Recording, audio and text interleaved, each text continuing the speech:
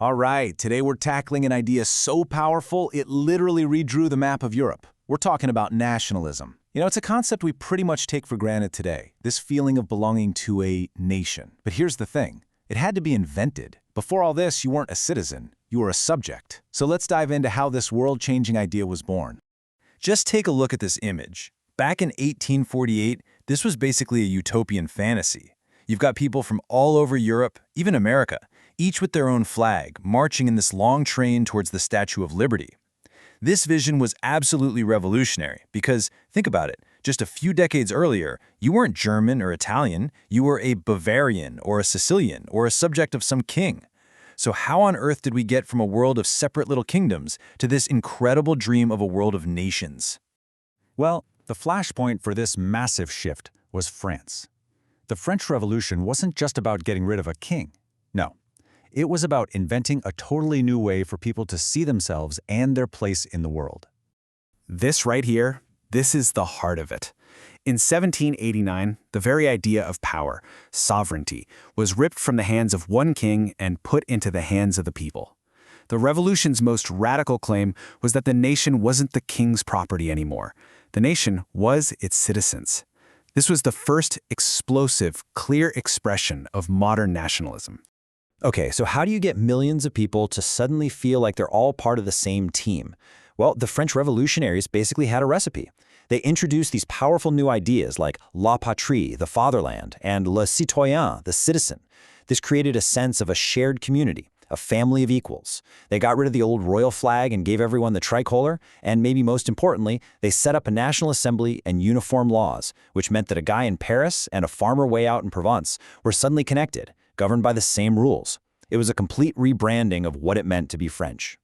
And this is where the idea just spread like wildfire. Napoleon's armies didn't just conquer land. As they marched all over Europe, they packed these revolutionary French ideas in their bags. They became, really, exporters of a brand new way to run a country, whether the old kings liked it or not. And what's so incredible is the Napoleonic Code, because it shows how these big ideas actually changed everyday life. I mean, imagine a world where your entire future is decided by who your parents were. This code completely smashed that world. It just wiped away centuries of aristocratic privilege. So for a merchant's son in some conquered German town, it meant he could now get ahead based on merit, not his bloodline. Everyone was equal in the eyes of the law. This wasn't just a small reform. For huge parts of Europe, it was a modernizing earthquake. But of course, the old powers of Europe, they weren't about to let their world get swept away without a massive fight. After Napoleon was finally defeated, the backlash was incredibly swift and severe. So in 1815, all the big shots, the rulers of Britain, Russia, Prussia, and Austria, they all met in Vienna with one desperate goal: to shove that revolutionary genie right back in the bottle. They wanted to undo everything Napoleon had done, put the old monarchies back on their thrones, and build a new conservative order that was specifically designed to crush these dangerous new ideas of nationalism and liberty. And the philosophy driving them was conservatism.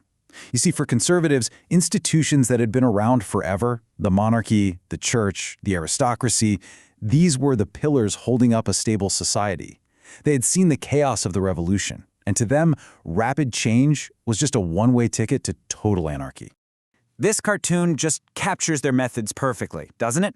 It shows a so-called thinkers' club, where every single person is muzzled.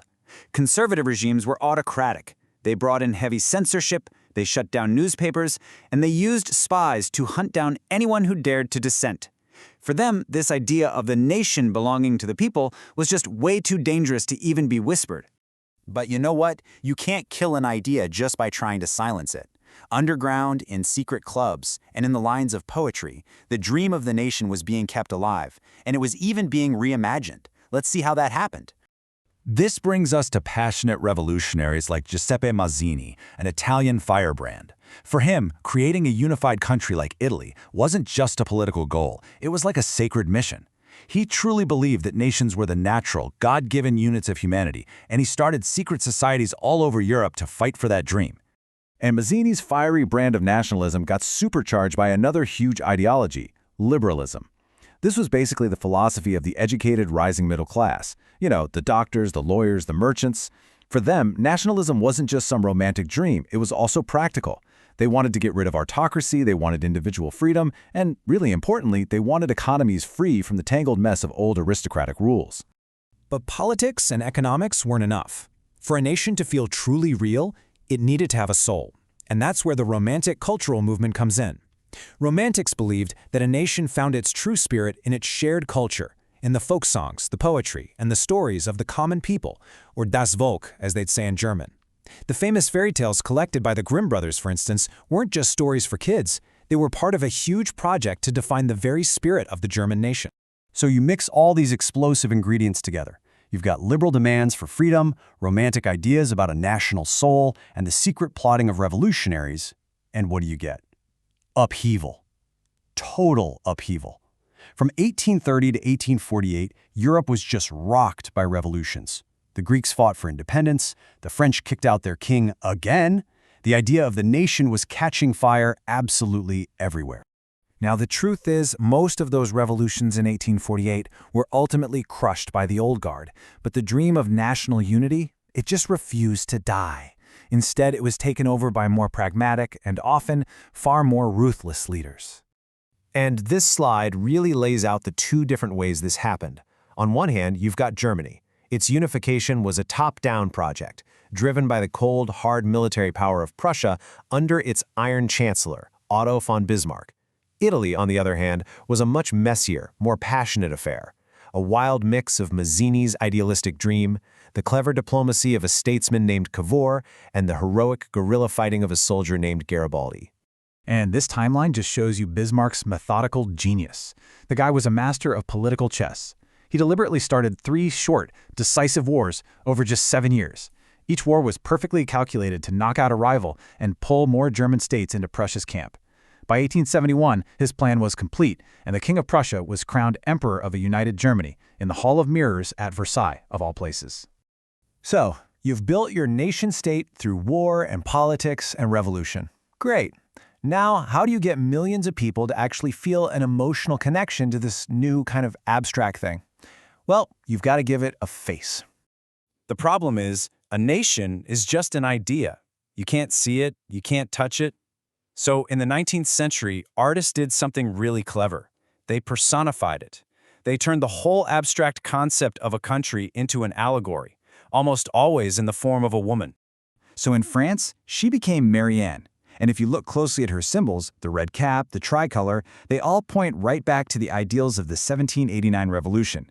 She is a living symbol of liberty and the Republic, tying the modern French nation directly to its revolutionary roots. And then in Germany, they created Germania. But she has a totally different vibe, doesn't she? Her crown of oak leaves stands for heroism, and she's always holding a sword, representing the raw military strength that forged the German Empire in the first place. But here's where our story takes its final, tragic twist. As the century wore on, the whole character of nationalism began to change. That liberal, idealistic dream of a brotherhood of nations, it started to go sour. This powerful sense of us began to create a really dangerous them. Nationalism became intolerant, it became competitive, and then aggressive, fueling the race for empire and creating this powder keg of rivalries in places like the Balkans that would eventually, directly, explode into the First World War. And that leaves us with a pretty heavy question. An idea that started as this revolutionary cry for liberty and equality ultimately helped lead to one of the most destructive wars in all of human history. So when you look at the world around us right now, with all its passions and conflicts, what does the nation really mean to you today?